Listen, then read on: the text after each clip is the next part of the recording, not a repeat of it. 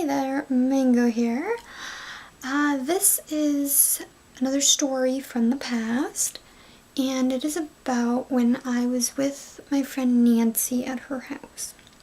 Now, we were younger, like I think middle school, possibly younger, possibly older. I'm not really sure. No, I think it was older.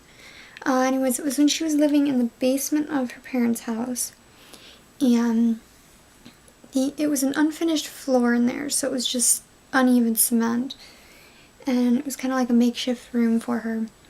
And she had told me about, like at school, she had told me about how she was hearing like noises from the other side of the wall in the basement. And, I was like, okay, 50-50, could be happening, could be not. And one of the times when I was over there, we were in the basement, and we were just kind of talking, and suddenly we heard knocking on the other side of the wall. And so I left her room and went over to look, because there was like the other part of the thing, and it was the middle of the day, so it was really bright down there because of all the windows and stuff.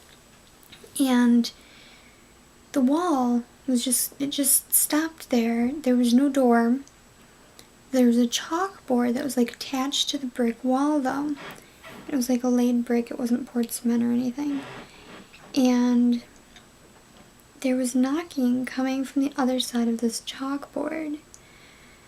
And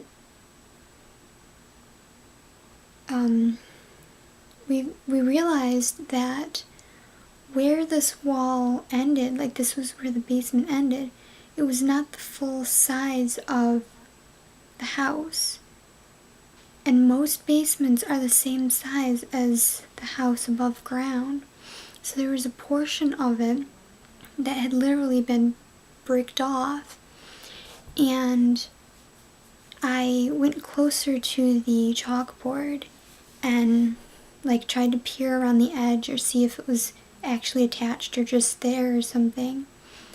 And it looked like it was covering either an old doorway or a window of some sort that was down there. And I remember an extreme feeling of unease from that. And we were looking at the chalkboard and we're like, dude, this looks like an old doorway that someone blocked off. And we were like, what the heck is back there? Like, what did the previous owners try to hide or whatever? Why did they block this off?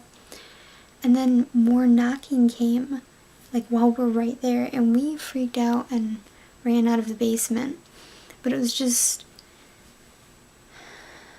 I don't know, it was really, really disturbing, and just,